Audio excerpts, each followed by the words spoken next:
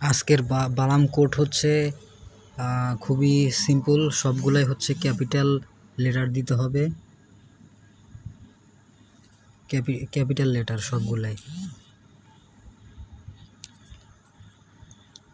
HE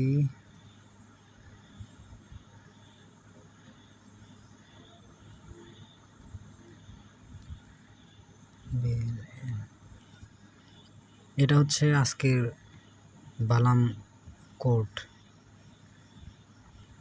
এই যে হয়ে গেল, তারপরে ক্লেম করে নিয়ে নিলাম।